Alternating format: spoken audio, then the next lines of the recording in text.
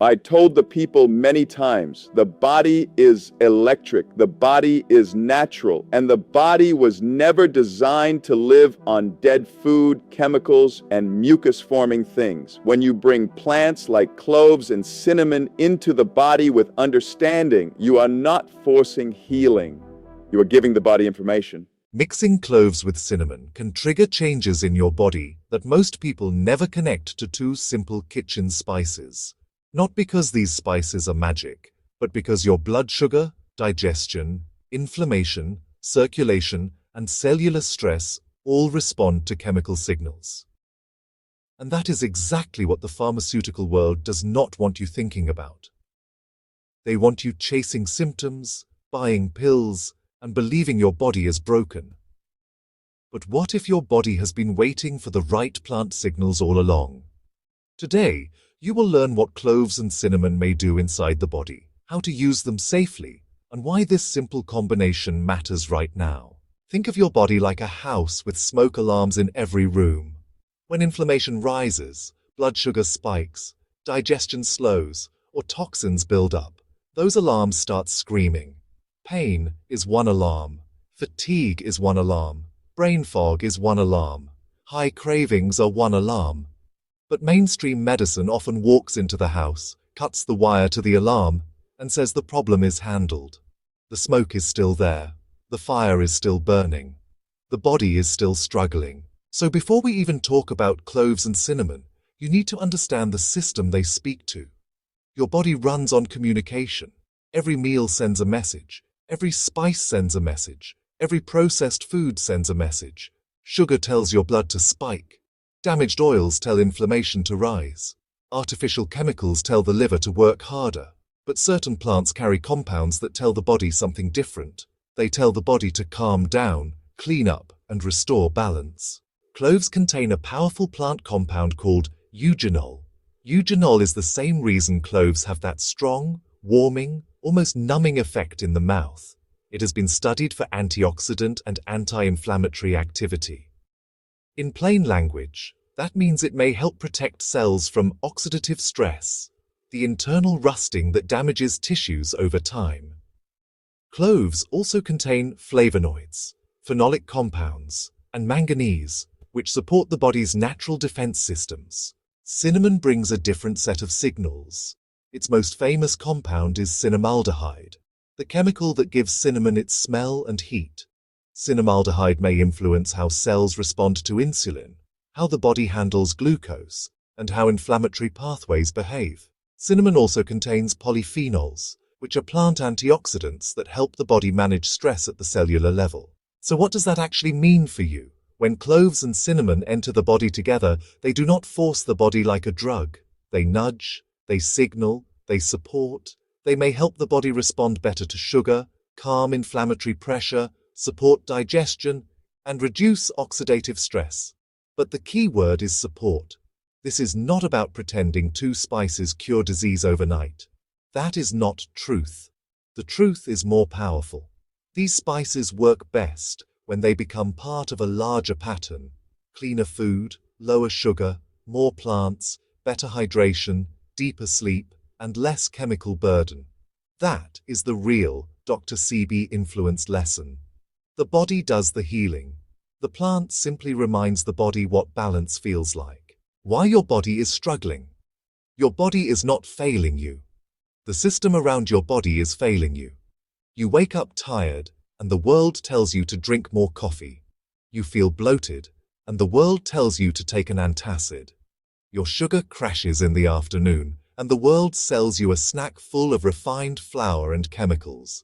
Your joints ache, and the system offers painkillers before asking what is feeding the inflammation. You are not weak. You are living inside a food and medical culture that profits when your symptoms become normal. Processed foods are one major reason your body struggles. Most modern foods are not really food anymore. Honestly, they are engineered products. They are stripped of minerals, packed with refined sugar, loaded with damaged oils, and preserved with chemicals your grandmother would not recognize. These foods keep the blood sugar rising and falling like a roller coaster, and every crash makes you crave more. Stress is another silent thief. When you live in constant pressure, your body releases stress hormones that raise blood sugar, tighten blood vessels, disturb digestion, and keep inflammation alive. You can eat a perfect meal, but if your nervous system believes you are in danger every day, your body will still struggle to repair. Then there is long-term pharmaceutical dependency. Some medications save lives, and nobody should stop prescribed medicine suddenly. But we must be honest. The system often manages symptoms for years without teaching people how to rebuild the terrain of the body. The pill becomes the plan, the diagnosis becomes the identity, and the root cause stays untouched. Environmental toxins add another layer. Plastics, pesticides, polluted air, cleaning chemicals, artificial fragrances, and contaminated water all place pressure on the liver and immune system. Your body is constantly filtering a world it was never designed to carry. And then comes sedentary living. The human body was built to move. When you sit all day, circulation slows, insulin sensitivity drops, lymph flow weakens, and digestion becomes sluggish.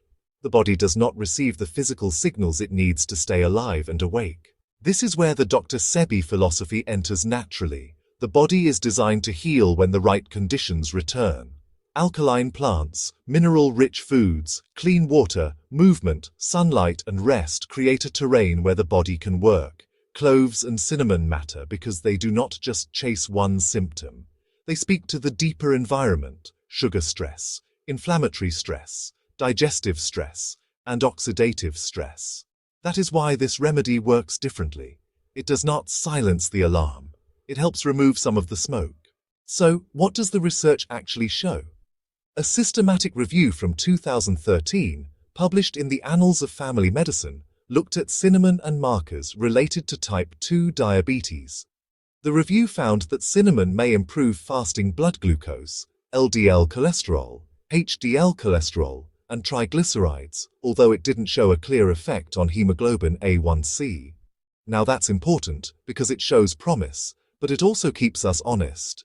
Cinnamon is not a replacement for medical care. It's more of a supportive food-based tool. Fast forward to a 2023 review on cinnamon derivatives, which discussed how cinnamon compounds may act against insulin resistance, high blood sugar, inflammation, oxidative stress, and abnormal protein glycation.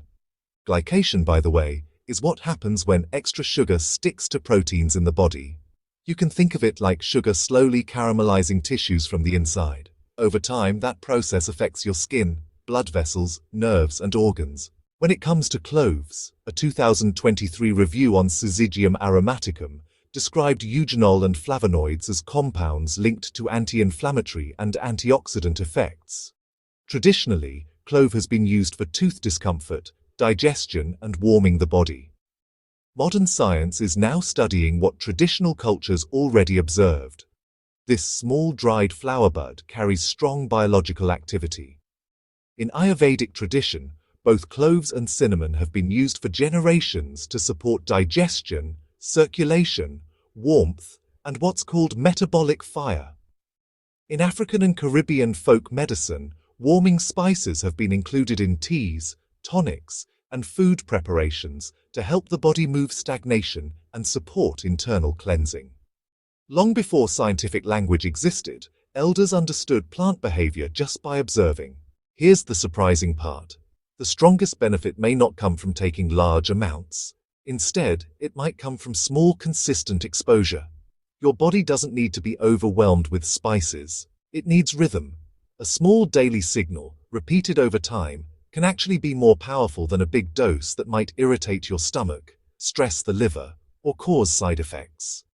Early research suggests that cloves and cinnamon may support glucose control, inflammation balance, and antioxidant defense. But, and this is important, the research does not prove that this mixture reverses disease or replaces treatment. That honesty really matters. The real power comes when you use these spices as part of a bigger lifestyle, one that removes the foods and habits causing stress in the first place. So here's the thing. There just isn't any profit motive in telling people to use 2 spices that cost only a few dollars at the grocery store. That's the economic truth, honestly. that nobody really wants to say out loud. A bottle of pills, on the other hand, can create a monthly dependency. A processed health product can be branded, patented, packaged, advertised, and sold again and again. But whole cloves and real cinnamon just sitting in your kitchen, they don't need a marketing department at all. The pharmaceutical model, well, it makes its money from management.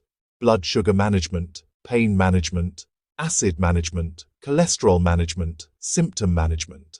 Now, let me be clear. Some drugs are absolutely necessary and can be life-saving. But the business model, it doesn't reward root cause education. It rewards long-term customers.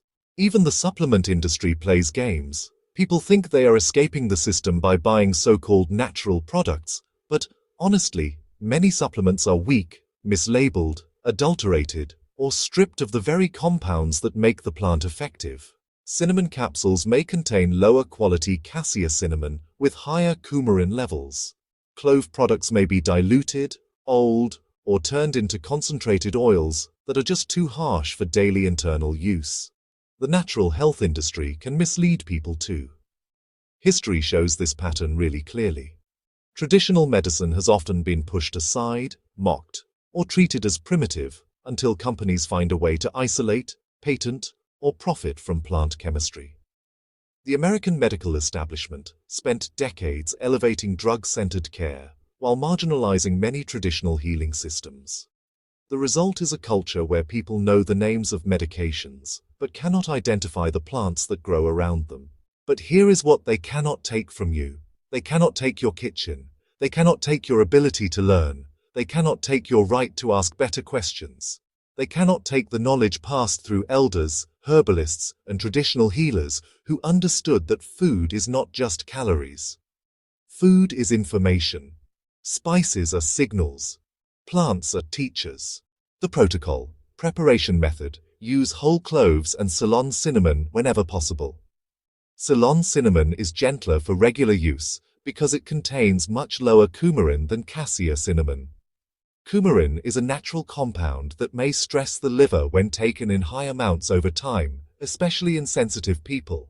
For one serving, use 3 whole cloves and 1 small Ceylon cinnamon stick or 1/2 teaspoon of Ceylon cinnamon powder.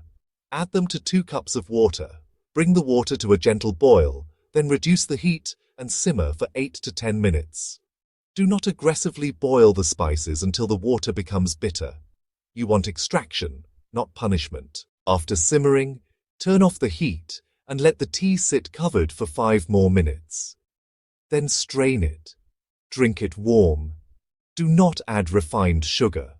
If you need sweetness, use a small amount of raw honey only after the tea cools slightly, but skip honey if your goal is blood sugar support.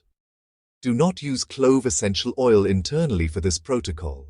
Clove oil is concentrated and can irritate the mouth, stomach, liver, and mucous membranes. Whole cloves are safer and more traditional for daily kitchen use. So, to start, take half a cup after your largest meal for the first 3 days. This gives your body, some time to respond. If your stomach feels comfortable, you can move to 1 cup per day after dinner or in the evening. Use this for 5 days per week and then just take 2 days off. For a 4-week structure, you should follow this rhythm. In week 1, use half a cup daily after dinner and keep an eye on your digestion, cravings, and how comfortable your stomach feels.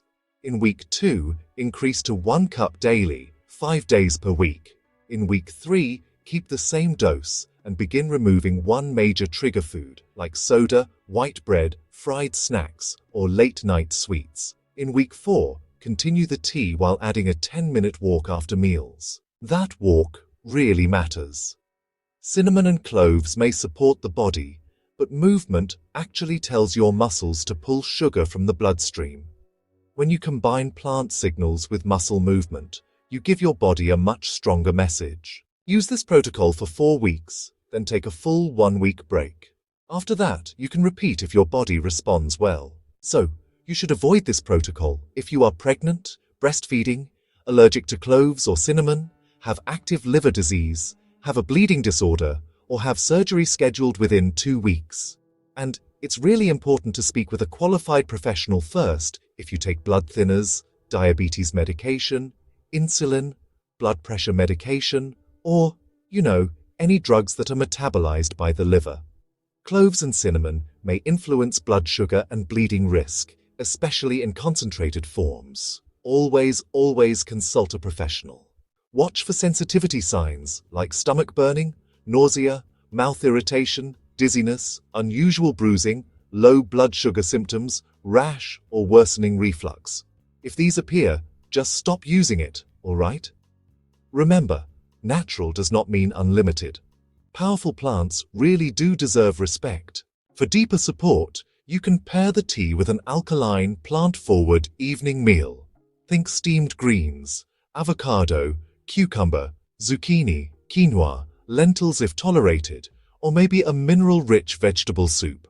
But do not drink this tea after a heavy meal of fried food and expect miracles. The spices support the terrain, but, the terrain still needs clean building materials. You can also add a thin slice of fresh ginger during simmering, but, keep it small. Ginger adds warmth and digestive support, but too much heat can actually irritate sensitive stomachs. So, just use only one thin slice, not a large piece. For morning cravings, do not drink the tea on an empty stomach at first. Some people tolerate it well, but others, might feel burning or nausea. It's better to start after food. Once your body adapts, you may test a smaller morning serving, but only if your stomach feels calm. Crush the cloves lightly before simmering them. Do not grind them into powder. Just press them once with the back of a spoon. This opens the clove bud and, helps release its aromatic compounds into the water. Also, cover the pot while the tea steeps. Those aromatic oils are volatile, which means they escape with steam.